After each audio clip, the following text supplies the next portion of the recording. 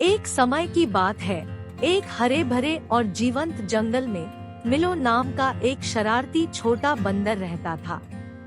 मिलो अपने दल में सबसे छोटा था, लेकिन उसका दिल बहुत बड़ा था और उसकी अतृप्त जिज्ञासा उसे अक्सर रोमांचक कारनामों में ले जाती थी। एक धूप वाली सुबह, जब सूरज की सुनहरी किरणें पत्तों की मोटी छतरी से छनकर आ रही थी, मिलो असीम ऊर्जा के साथ एक शाखा से दूसरी शाखा की ओर घूम रहा था। उसे जंगल घूमना और हर दिन नई चीजें खोजना पसंद था। एक दिन जब मिलो एक पेड़ से दूसरे पेड़ पर जा रहा था, उसने देखा कि हवा में एक स्वादिष्ट गंध फैल रही थी।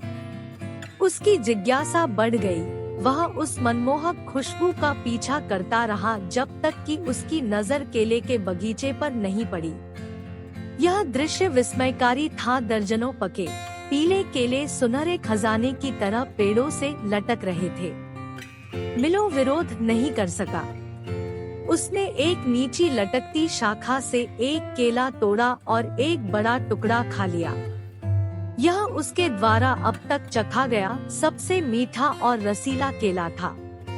उसकी आंखें खुशी से चमक उठीं और वह जानता था कि उसे यह खोज अपनी सेना के साथ साझा करनी होगी। लेकिन जब मिलो ने अपनी सेना के लिए और अधिक केले वापस ले जाने की कोशिश की, तो उसे जल्द ही एहसास हुआ कि वह उतने केले नहीं ले जा सकता जितना वह चाहता था।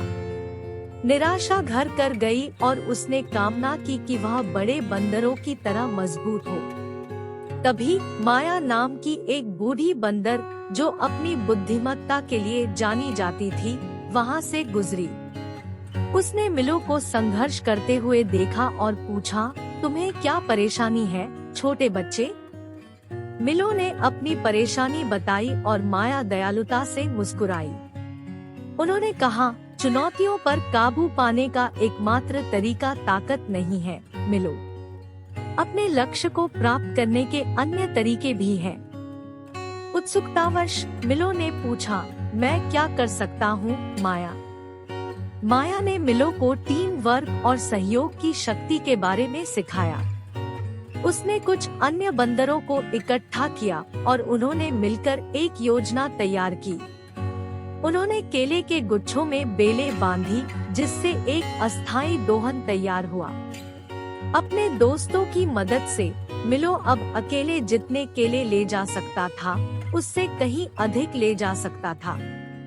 मिलो केले का एक बड़ा गुच्छा लेकर विजयी होकर अपनी सेना में लौट आया। उसके दोस्तों ने खुशी मनाई और उन सभी ने एक साथ स्वादिष्ट फल का आनंद लिया। मिलो को एहसास हुआ कि अपने लक्ष्यों को प्राप्त करने के लिए उसे सबसे मजबूत होने की आवश्यकता नहीं है, उसे बस अपने दोस्तों के समर्थन और ज्ञान की आवश्यकता थी। उस दिन के बाद से मिलो ने जंगल का पता लगाना जारी रखा, लेकिन उसने माया से जो मूल्यवान सबक सीखा था, उसे भी संजो कर रखा। उन्होंने समझा कि एकता और सहयोग से वे अपने रास्ते में आने वाली किसी भी बाधा को पार कर सकते हैं। और इसलिए जंगल के बीचों बीच छोटे बंदर मिलो ने रोमांच, दोस्ती और सफलता के मीठे स्वाद से भरा जीवन जिया। यह सब उस ज्ञान की बदौलत था जो उसने अपनी दयालु और विचारशील दोस्त माया से प्राप्त किया था।